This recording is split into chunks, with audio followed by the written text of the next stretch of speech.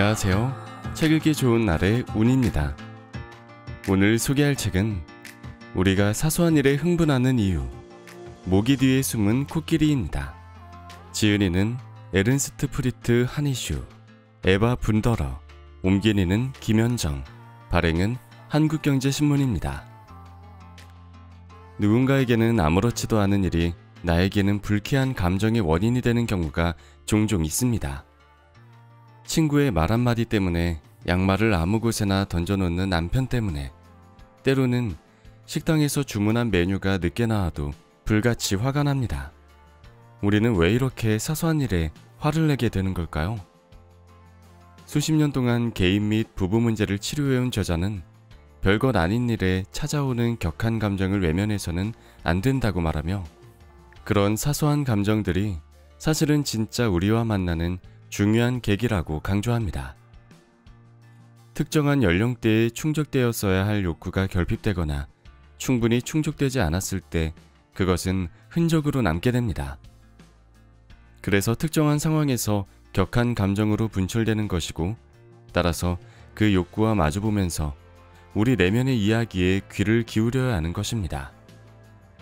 저자는 모기의 침 뒤에 어떤 이야기가 숨어 있는지 심리학적으로 분석하는 동시에 어떻게 하면 우리가 스스로의 내면과 마주볼 수 있는지 방안을 제시합니다. 어린 시절에 느꼈던 모욕감이나 좌절감, 그리고 억눌린 감정을 찾아내서 이해하고 화해해야 나 자신은 물론이고 다른 사람을 더 깊이 이해할 수 있는 것입니다. 이를 위해 저자는 우리 내면의 코끼리에 접근할 수 있는 다양한 통로를 제시하고 마음의 평정을 찾기 위한 성찰과 훈련이 이어집니다. 과거의 상처 때문에 모기를 코끼리로 만드는 일을 막는 방법을 배울 수 있는 것입니다. 결국 저자가 우리에게 하고 싶은 말은 자신의 에너지를 자신이 진짜 원하는 곳에 적절히 분배하여 쓰라는 것입니다. 다른 사람의 눈치를 보느라, 평판을 걱정하느라, 사람들에게 사랑받으려고 자신을 버려둔 채 살아가는 삶이 아니라 자신의 진짜 욕구를 찾고 그것을 자신의 삶에 적용시켜 실현하며 사는 것, 그것이 저자가 우리에게 보여주고 싶은 길이자 긴 여정의 끝에 우리가 도달할 종착지인 것입니다. 자, 그럼 지금부터 잠시 책 속으로 들어가 보겠습니다. 오늘도 책 읽기 좋은 날과 함께 즐거운 시간 되세요. 구독, 좋아요, 알림 설정은 사랑입니다.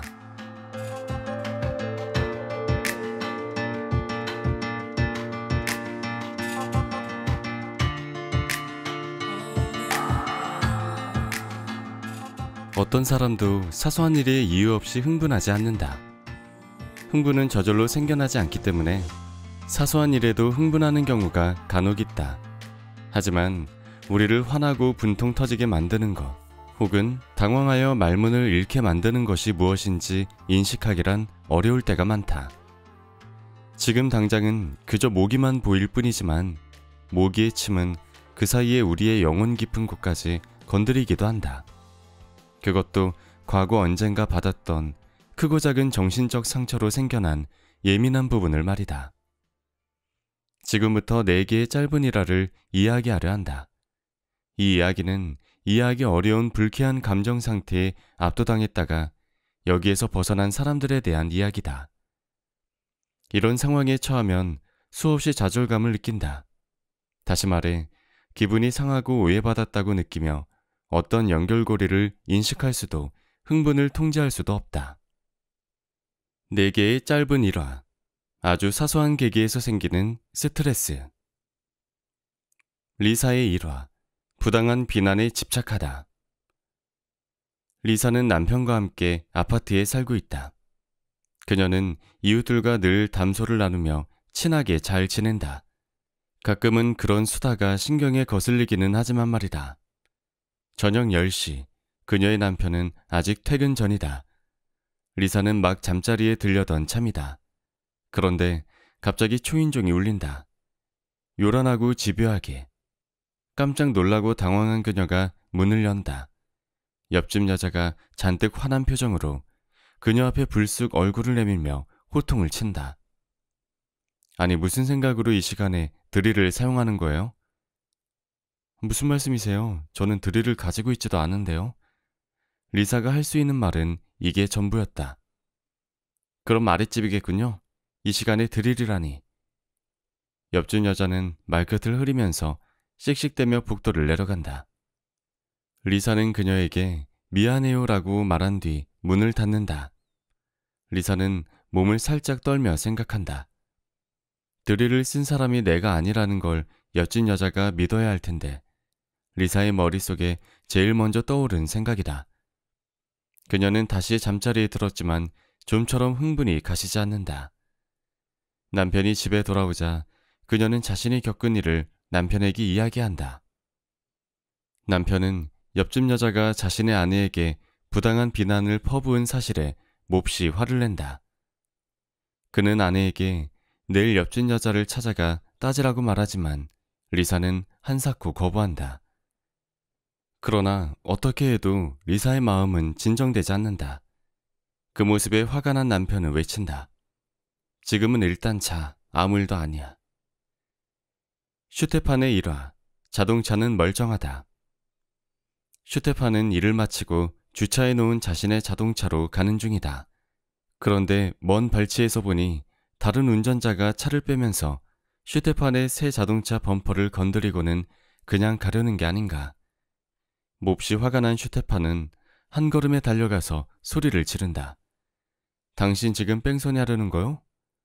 상대방은 후방 거울을 통해 슈테판을 보고는 차에서 내려 무슨 일이냐고 묻는다. 그리고 자신은 그저 그의 차를 아주 살짝 건드렸을 뿐이라고 말한다. 두 사람은 범퍼를 세심하게 관찰한다. 아무런 흠도 눈에 띄지 않았지만 슈테판은 진정하지 못한다. 그는 계속 화를 내며 완강하게 주장한다. 당장 보험사를 알려줘요. 안 그러면 경찰에 신고할 거요. 책망당한 상대 운전자는 냉담하게 반응한다. 원하시면 그렇게 하세요. 하지만 차에 아무 이상이 없다는 건 당신도 알잖아요.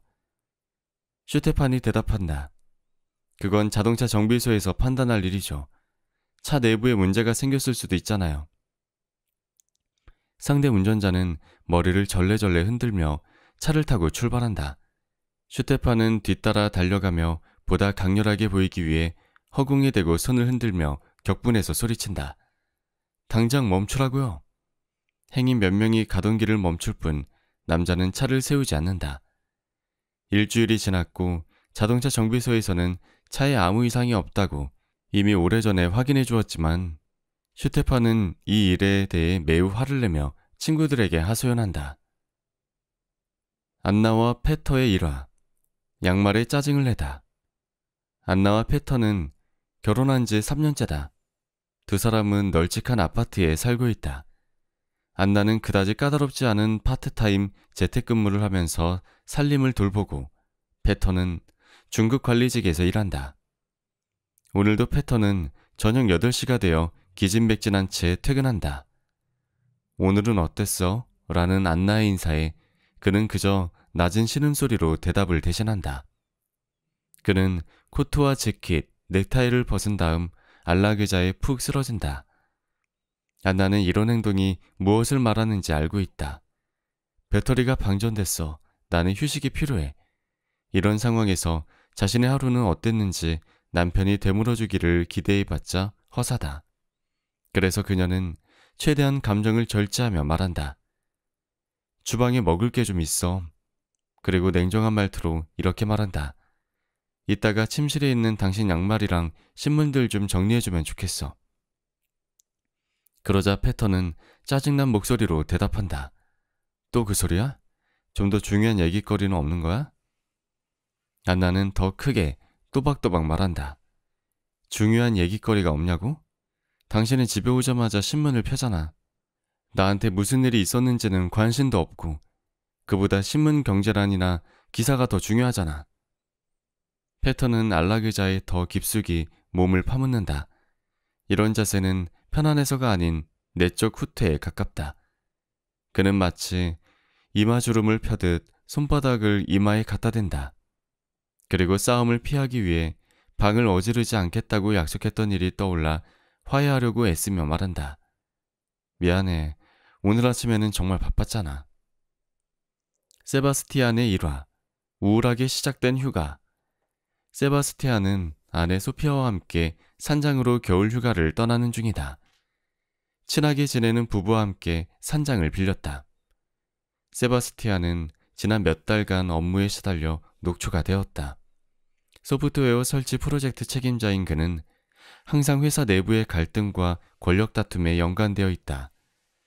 세바스티안은 끊임없는 회사의 요구에서 잠시 벗어날 수 있다는 사실이 기쁘기도 하지만 다른 한편으로는 자신이 자리를 비운 동안 다른 동료들이 자신의 영역을 침범할 수도 있다는 걱정에 마음이 편치 않다. 어쩌면 그가 없는 동안 중요한 결정들이 내려질지도 모른다. 라디오에서 흘러나오는 비발디의 사계와 눈이 가득 쌓인 산악 풍경이 그를 다시 현실로 돌려놓는다. 그는 앞으로 2주 동안 스키를 타고 잠을 실컷 자고 즐거운 저녁 시간을 보내고 맛있는 음식을 먹을 생각에 가슴이 설렌다. 그때 그의 아내가 며칠 전에 먹을거리에 신경 좀 써달라고 부탁했던 일이 떠오른다. 산장 주변에는 마트도 음식점도 없으니 말이다. 그러나 휴가 가기 전에 업무 때문에 스트레스가 심했던 세바스티안은 아내의 부탁을 완전히 까먹고 있었다. 그는 자신의 실수를 인정하고 부랴부랴 친구에게 전화를 건다. 친구는 다소 퉁명스럽게 대답한다. 너희들한테 필요한 건 너희가 직접 사. 우린 필요한 물건을 벌써 다 샀어. 세바스티안의 기분이 갑자기 우울해진다. 그는 왠지 모르게 실망감과 불안감을 느낀다. 목적지로 가는 내내 그는 말이 없다. 산장에 도착하자마자 그는 자신의 방으로 곧장 들어가 버린다. 또다시 피로감이 몰려오고 즐길 마음이 생기지 않는다. 무슨 일이 있냐는 아내의 걱정스러운 물음은 그저 그의 냉랭한 태도를 고조시킬 뿐이다. 그때 그의 휴대전화가 울린다. 전화기 너머로 직원 중 한 명이 휴가를 방해해서 미안하지만 급한 문제를 해결해야 해서 세바스티안의 조언이 필요하다고 강조한다. 세바스티안은 이 분야에서는 실력 있는 전문가다. 그는 꼭 맞는 아이디어를 제시해준다. 마음이 가벼워진 직원은 세바스티안에게 고마움을 전하고 전화를 끊는다. 물론 방해해서 미안하다는 말을 재차 반복하면서 말이다. 세바스티안은 전화를 끊으면서 피로감과 우울한 기분이 사라졌음을 느낀다. 그는 다시 친구 부부와 어울리며 즐겁게 저녁 시간을 보낸다. 누군가에게는 모기, 누군가에게는 코끼리. 아마 여러분도 이런 상황이 익숙할 것이다. 사전 경고나 납득할 만한 이유 없이 청천벽력처럼 갑자기 나쁜 기분이 엄습하는 상황 말이다.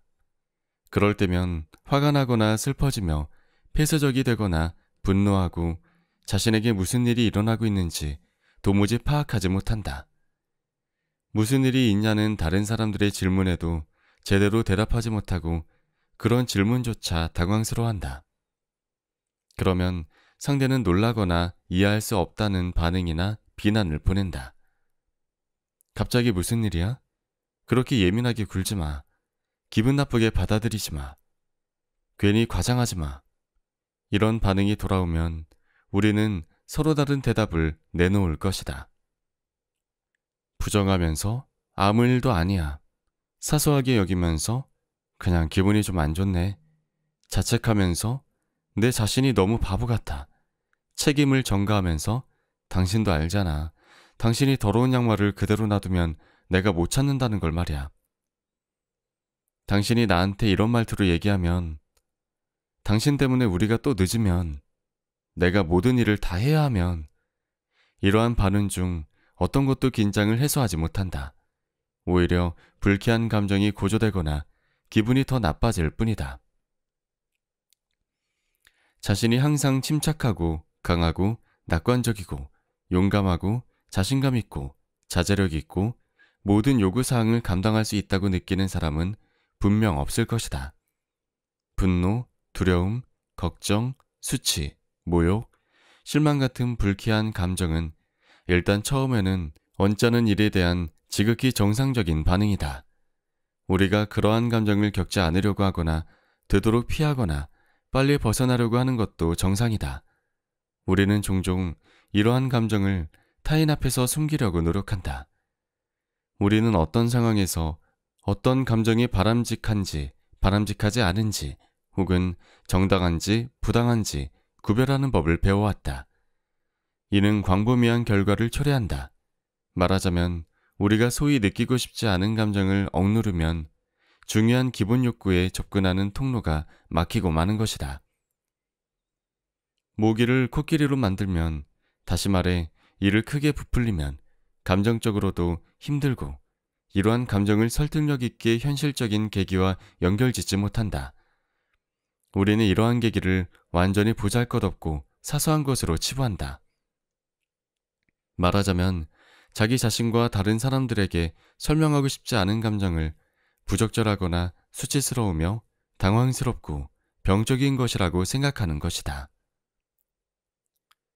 눈에 보이는 원인과 숨은 원인. 표면상으로 볼 때 크게 힘들이지 않고 순전히 객관적인 수준에서 제거할 수 있는 계기가 있다면 우리는 그것을 단순하다고, 말하자면 모기라고 일컬을 수 있다. 이를테면 패턴은 크게 애쓰지 않고도 자신의 양말을 정리할 수 있을 것이다. 그렇다면 문제는 양말이 아니다. 하지만 본질적인 원인이 무엇인지 인식하기는 어렵다. 그런데 우리가 크게 흥분하는 원인이 명확하다면 누구나 사정은 다르다. 그러한 상황에서는 충분히 해명할 수 있다. 예를 들어 명백한 무시나 경멸, 반복되는 불공평한 처우, 심각한 손해, 객관적으로 위협적인 사건, 현재의 과중한 업무, 계속 축적되는 화나는 일, 해결되지 않은 산더미 같은 과제, 갑자기 생긴 걱정, 신체적 통증 같은 것 말이다. 이러한 부담은 스트레스를 의미하며 우리를 신경질적으로 만든다. 여기에 사소하지만 불쾌한 일들이 더해진다면 누구나 탄식을 내뱉을 것이다. 이럴 수가, 더 이상 못 참겠어. 이때 우리는 모든 것이 신경을 건드리는 것처럼 느끼며 더 이상 참을 수 없는 한계에 도달했음을 안다. 또한 가끔은 나무만 보고 숲을 보지 못할 때도 있다. 모든 것이 걷잡을 수 없이 엉망이 되고 우리는 그저 스트레스만 받는다. 따라서 흥분의 원인은 인식하기 쉬울 수도 있고 어려울 수도 있으며 현재 또는 최근에 일어난 일이거나 시간의 층 아래에 깊이 감춰져 있을 수도 있다. 오래된 것과 새 것, 드러난 것과 감춰진 것은 종종 섞여 있지만 이러한 상황이 생성 조건을 명백하게 의식하는 것이 중요하다. 그렇지 않으면 흥분의 원인을 엉뚱한 곳에서 찾는 위험을 저지른다. 납득할 만한 흥분과 설명하기 어려운 흥분의 차이를 쉽게 보여주는 비유를 들어보자. 당신이 물살이 센 개울 위에 놓인 통나무 다리를 건너야 한다고 상상해보라. 누구나 당신의 머뭇거림을 이해할 테고 이것을 위험한 모험이라고 생각할 것이다. 말하자면 통나무 다리를 건너는 것은 담력 시험처럼 여길 것이다. 그런데 통나무가 안정적인 바닥에 놓여 있다면 그것을 건너는 일은 대부분의 사람들에게 어렵지 않은 도전이 될 것이다. 이 경우에는 사람들이 공포감을 느끼지 않는다. 그들에게는 이 도전이 모기처럼 느껴질 테니 말이다. 불쾌한 감정은 우리 몸 어딘가가 이상하다는 신호를 보내는 신체적 통증과 비교할 수 있다.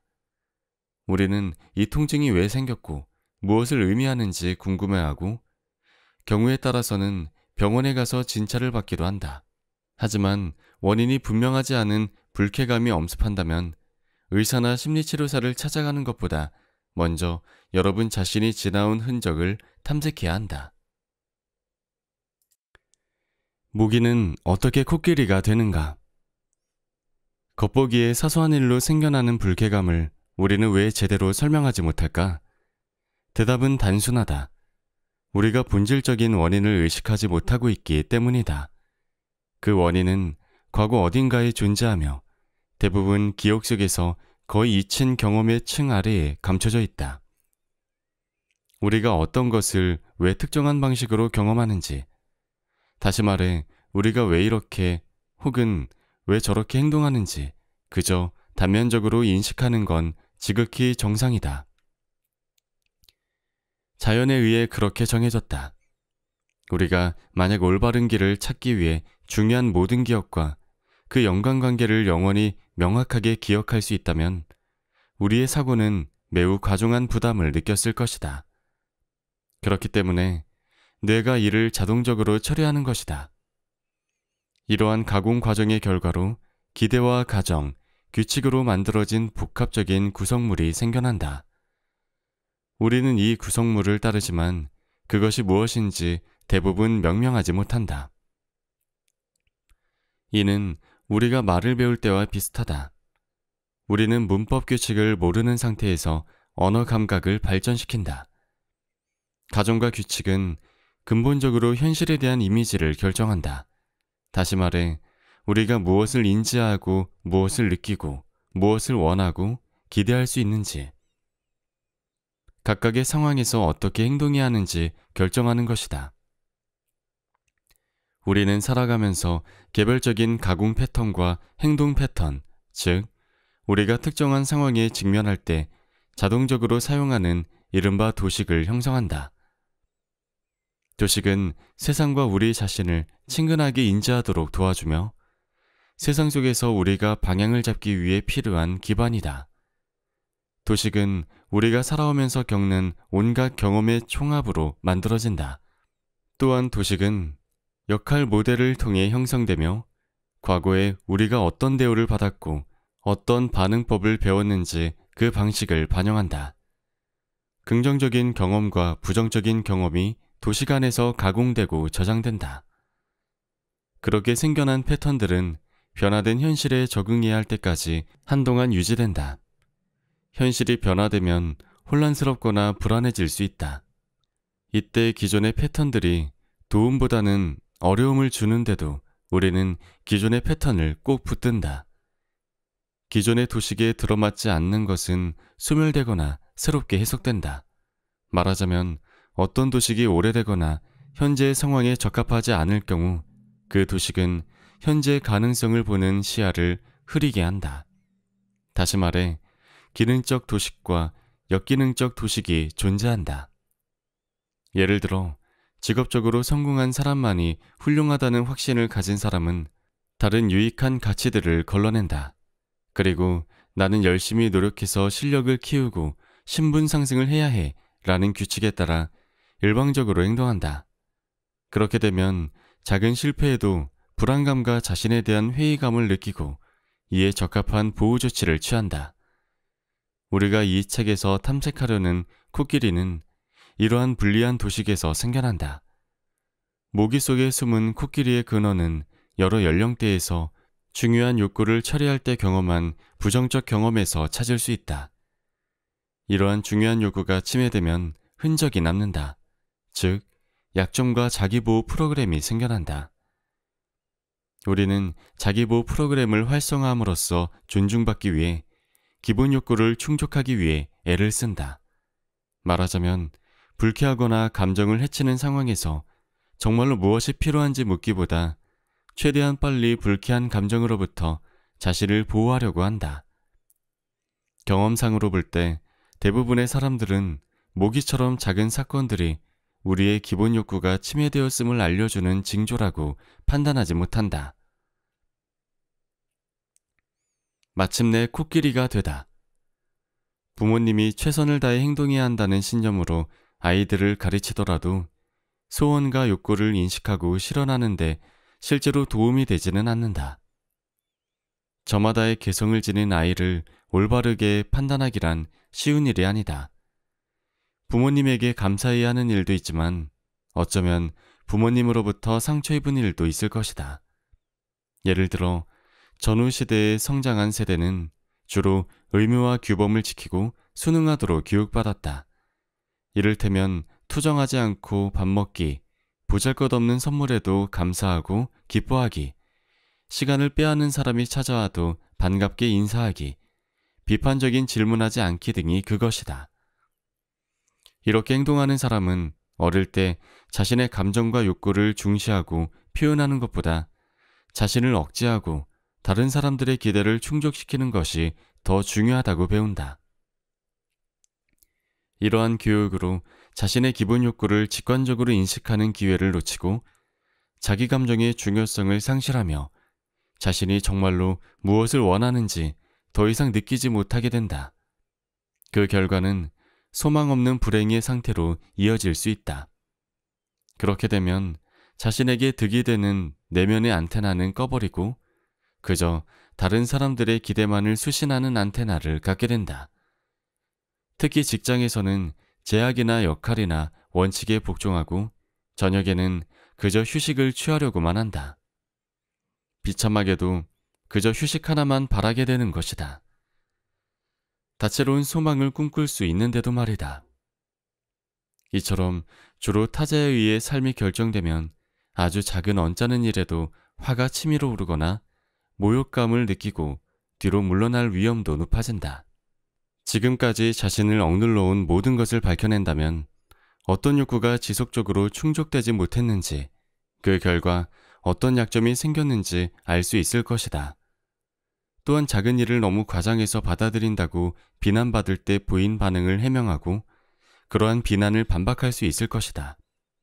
하지만 내면적 삶을 들여다보지 않고서는 우리가 느끼는 불쾌한 기분의 깊은 의미를 자신은 물론이고 다른 사람이 이해할 가망은 없다.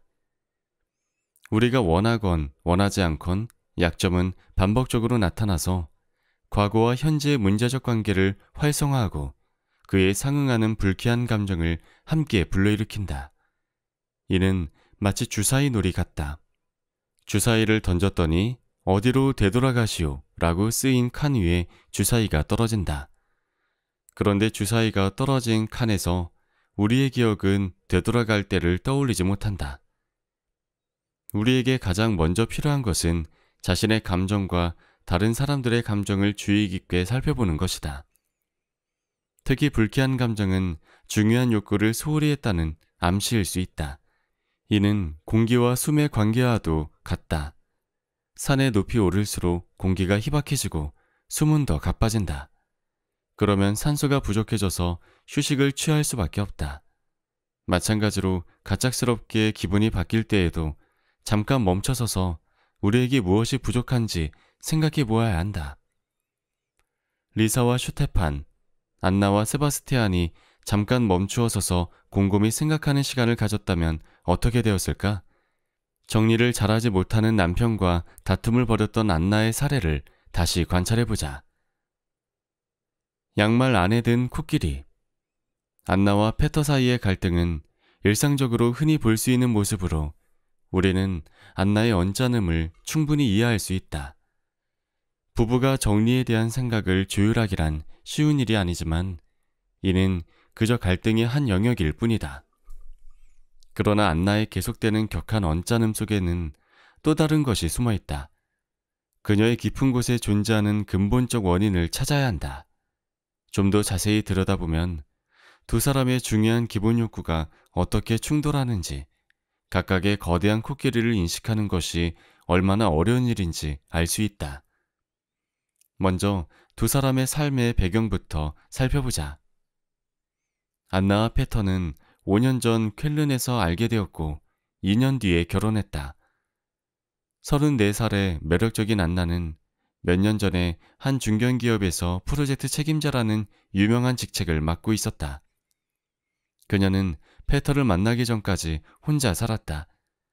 안나보다 3살 많은 페터는 미넨에서 자랐고 그곳에서 법대를 졸업하고 한 국제기업에서 부장으로 승진했다. 그는 새로운 직업적 도전을 위해 쾰른으로 자리를 옮겼다.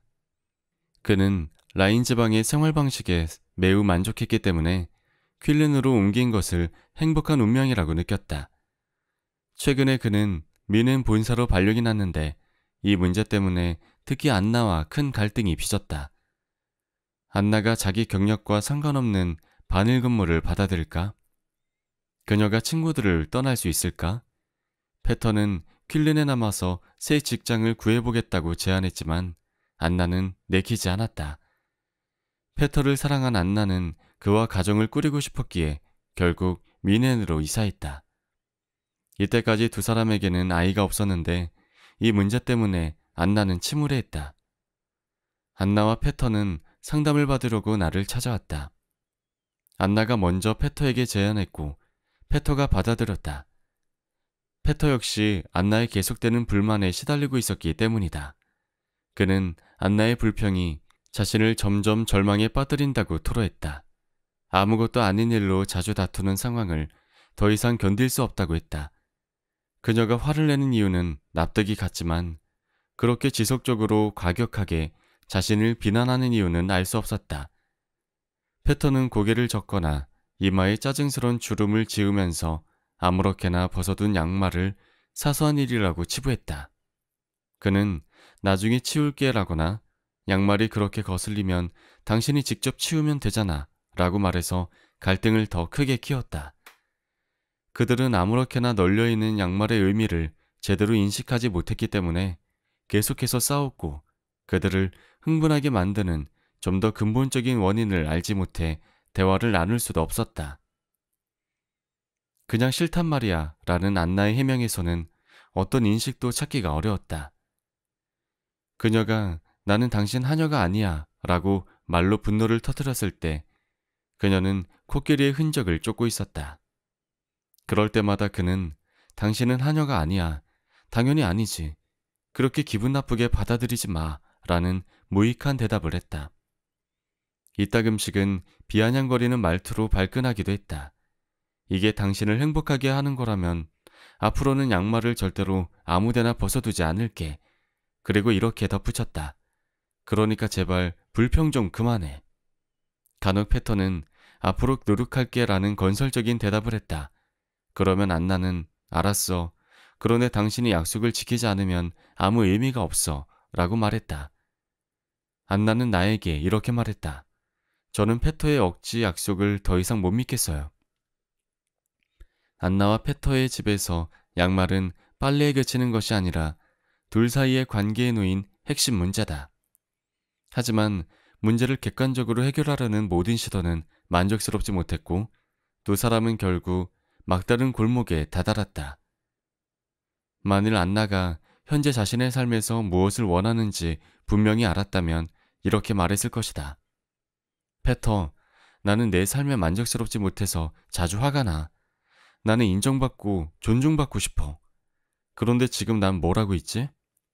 내 일상은 대부분 정리하는 거잖아. 나는 더 흥미로운 일을 찾고 싶어. 또는 당신이 나를 조금만 더 도와주면 덜 힘들고 인정받는 기분이 들 거야. 집안일을 완벽하게 하고 당신 뒷바라지하는 게 나의 최고 행복이겠어? 나는 미네네에서의 삶이 이런 줄은 생각도 못했어.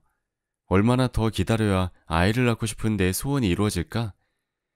차마 말을 꺼낼 수는 없었지만 그녀가 느낀 것은 솔직히 나는 당신이 부러워. 즐거운 직장 생활을 할 수 있는 당신이, 인정받는 당신이, 성공을 경험하는 당신이 부럽단 말이야. 가끔은 중요한 일 때문에 생기는 당신의 직장 문제도 부러워. 이제 코끼리의 윤곽이 서서히 보일 것이다. 근본적인 불만을 인정하지 않는다면 광범위한 문제가 나타날 수 있다. 안나는 자신이 인정, 이해, 자기결정과 같은 기본 욕구가 충족되지 않아서 종종 화가 났다는 사실을 지금까지 알지 못했다. 그녀는 자신의 불만을 보다 정확하게 바라보는 것이 두려웠고 본질적인 원인은 그렇게 몸을 숨기고 있었다. 그녀의 부모님은 무엇보다도 자신의 의무를 다하고 그것을 지키며 살아야 하고 원하건 원치 않건 응당해야 할 일을 하며 살아야 한다는 본보기를 보여주었다. 그러므로 안나의 내적 프로그램은 전반적으로 다른 사람을 배려해야 해. 이기적이어서는 안 돼. 청결은 매우 중요해. 같은 명령으로 구성되어 있었다. 안나는 완벽한 수준에 이르려는 노력이 마치 자기 삶의 질서를 바로잡는 적합한 수단인 것처럼 행동한다. 규범을 따르라. 그러면 당신의 안정을 위태롭게 만드는 모든 위험과 당신의 삶을 통제할 수 있다는 모토에 따라서 말이다. 안나는 자신이 처하는 많은 상황에서 부모님이 보여준 본보기와 묻지도 따지지도 말고 자신의 의무를 지켜야 한다는 교육 방식에 영향을 받았다. 그런데 갈등을 일으키는 질문, 즉 의미 충족과 삶의 만족이라는 문제에 맞서는 안나의 보호 기제는 매우 편협해 보이며 그녀의 남다른 성찰 능력과도 모순된다. 그녀에게는, 그리고 그녀의 남편에게는 중요한 기본 욕구의 좌절을 문제 삼는 것보다 양말을 문제 삼는 것이 더 수월하다. 인생사를 자세히 들여다보지 않고서는 불만을 심적으로 처리하는 방식을 이해하기 어렵다. 이러한 처리 과정은 안나의 외적 이미지, 그녀의 확실한 행동과 직업적 능력, 외형적으로 나타나는 그녀의 자주성에도 들어맞지 않는다. 안나의 감정과 반응을 이해하기 위해서는 좀 더 심층적인 층위를 살펴봐야 한다. 그녀의 인생사를 관찰하면 그녀의 코끼리가 모습을 드러낼 것이다. 이제 페터에게 관찰의 초점을 옮겨보자. 페터에게 가장 큰 문제는 아내의 반복되는 불만이다. 페터는 근본적으로 아내의 끊임없는 불평이 마음에 걸리기보다 아내가 자신과 함께하면서 행복하지 않는다는 사실이 더욱 불안하다. 안나에게 필요한 것을 주지 못한다는 사실이 두렵다. 그는 자신이 그녀의 행복을 책임져야 한다고 느끼고, 특히 그녀가 자신 때문에, 그리고 아이를 갖고 싶은 바람 때문에 직업적 야망을 포기했다고 생각한다. 그러면서도 그는 자신의 경력과 그에 따른 인정도 포기하고 싶지 않다. 이런 딜레마에서 페터의 죄책감이 생겨난다. 하지만 그는 이를 인정하고 싶지 않다. 우리가 예감할 수 있는 페터의 코끼리에 대해 좀 더 살펴보아야 한다. 페터와 안나의 갈등을 보면 널브러진 양말이 이 부부에게 모기인지 아니면 코끼리인지가 명확하게 드러난다. 페터가 양말로 벌어진 다툼을 대수롭지 않게 생각하는 반면 안나는 매우 중요한 의미가 좌절되었다고 느낀다. 페터는 복잡한 갈등에서 비켜나기 위해 양말 문제를 모기처럼 사소하게 생각하지만 안나는 계속해서 신경 쓴다. 그녀는 정리정돈을 위해 노력하고 자신의 관심사에 귀를 기울이려고 한다. 말하자면 모기 안에 코끼리가 들어있는지 아닌지는 견해상의 문제다. 두 사람 모두 이 문제가 코끼리의 문제라고 예감했다면 각자의 이해관계에 따라 훌륭한 싸움을 할 수도 있었다. 하지만 그들은 이 사실을 인정하려 하지 않았다. 누구나 막다른 골목이나 미로에서 벗어날 수 있도록. 여러분은 이 일화들 속에서 자기 자신이나 주변 사람, 친구, 배우자, 동료들을 떠올릴 것이다. 이 이야기들은 우리가 종종 그냥 넘어가고 싶어하는 단순한, 하지만 감정적으로 무거운 일상의 상황이다. 이 상황을 그 이전의 경험과 연관시켜 관찰하면 보다 명확한 모습이 드러난다. 현재의 불쾌감은 과거에서 울리는 메아리와 같다. 따라서 이해하기 어려운 감정에 빠지면 먼저 곰곰이 생각해봐야 그 의미를 조금 더 잘 이해할 수 있다. 그래야만 우리의 기본 욕구를 인식할 수 있다. 단순한 일로 받아들이기 어려울 정도로 흥분이 반복되는 것은 그 감정이 빙산의 일각임을 암시한다. 본질적인 부분은 감춰진 상태에서 그저 간접적으로 표현되고 있을 뿐이다. 표면적인 이유로는 부족하다. 이 문제에 객관적으로 접근한다면 우리는 풀지 않는 부분을 명확하게 느낄 수 있다. 우리가 아주 사소한 계기로 매우 불쾌한 감정 상태에 빠진다면 이는 우리가 현재 상황에만 반응하는 것이 아니라 감정적으로 과거와 현재에 뒤섞여 있을 가능성이 매우 높다. 그렇게 되면 과거의 감정이 깨어나고 과거의 가공 패턴이 활성화된다. 과거의 패턴은 현재 삶에서 우리의 욕구 충족을 촉진하지 못하고 오히려 방해한다. 또한 주변 사람들과 어울릴 때 우리를 매우 흥분하게 만들 수 있다. 그러나 아주 먼 과거에서 이 패턴은 문제를 극복하는 최고의 수단이었을 것이다.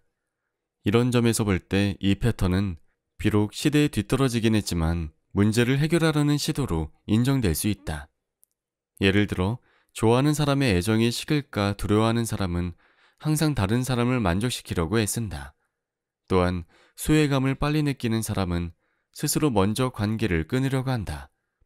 이 두 패턴은 간혹 장점도 있지만 새로운 상황에 유연하게 적용되지 않으면 문제로 이어질 수 있다. 과거에 효과적이었던 문제 해결 전략은 오래 지속된다. 또한 과거에 큰 도움이 되었기 때문에 매우 친근하게 느껴진다. 그렇기 때문에 우리는 위협이나 불안을 느낄 때 주저하지 않고 과거의 방법을 다시 사용한다.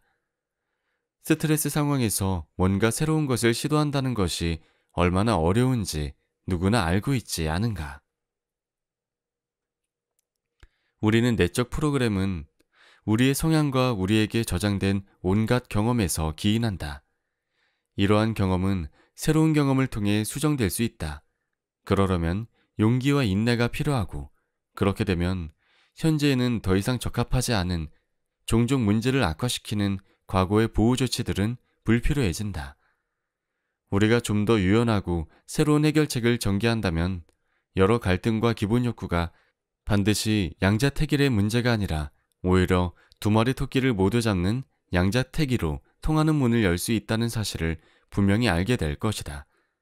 그 결과 우리는 만족스럽지 않은 또는 충만한 삶에 그다지 중요하지 않은 소망이나 행동을 그만두게 될 것이다. 이에 대한 좋은 예는 스마트폰이나 컴퓨터를 통해 욕구를 충족하려는 태도다. 많은 사람들이 관심과 관계와 소속감을 원하고, 스마트폰이나 컴퓨터는 다양한 가상의 가능성을 제공한다. 뿐만 아니라 이용자에게 무엇이 유용한지, 그들이 무엇을 좋아하는지, 무엇에 관심을 가지는지 등을 알려준다. 말하자면 좋은 친구가 되어준다. 이용자들이 스마트폰이나 컴퓨터에 쏟는 시간과 에너지는 종종 실제 경험, 다시 말해 개인적인 관심과 존중, 유대감, 인간 상호 간의 기본 욕구를 훌쩍 뛰어넘는다. 이러한 관점에서 볼 때 이 책은 디지털 세계 밖의 삶도 보여줄 것이다.